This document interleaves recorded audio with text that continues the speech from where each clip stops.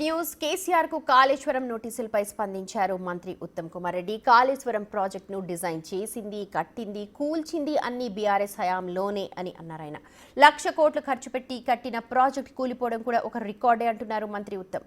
నోటీసులు ఇవ్వగానే ఏదేదో మాట్లాడేస్తున్నారని విమర్శించారు. కాళేశ్వరం ప్రాజెక్టు నిర్మాణమే తప్పుడు నిర్ణయమని, ఆ ప్రాజెక్టు కట్టడం వల్ల తెలంగాణకు తీరని అన్యాయం జరిగిందని చెప్పారు. కమిషన్ ఇచ్చిన రిపోర్ట్ ప్రకారమే చర్యలు ఉంటాయంటున్నారు మంత్రి ఉత్తమ్. డిజైన్ చేసింది ఎవరు? బీఆర్ఎస్ పెద్ద మనుషులు. కట్టింది ఎవరు?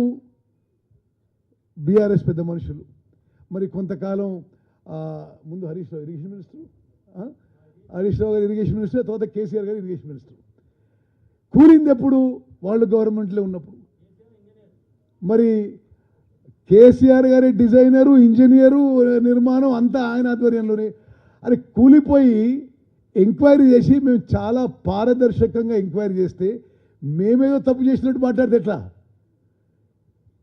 మరి ప్రపంచ చరిత్రలో 1,00,000 కోట్లు పెట్టి, అంటే ఈక్వలెంట్ ఆఫ్ 1,00,000 crores ప్రపంచంలో ఒక ఇరిగేషన్ ప్రాజెక్ట్ మీద ఖర్చు పెట్టి అసలు పూర్తిగా 3 ఏళ్లలో నిరుపయోగంగా కూలిపోవడం, ఇది కూడా ఒక రికార్డే వాళ్ళది.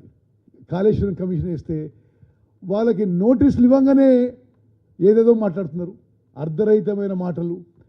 తప్పనిసరిగా ఈ కాళేశ్వరం కూలిపోవడానికి ఎవరు కారణమని చెప్పి జ్యుడిషియల్ కమిషన్ ఏ రిపోర్ట్ ఇస్తే మా ప్రభుత్వం ఆ కమిషన్ రిపోర్ట్కి కట్టుబడి ఉంది, దాని ప్రకారమే చర్యలు తీసుకుంటామని చెప్పి నేను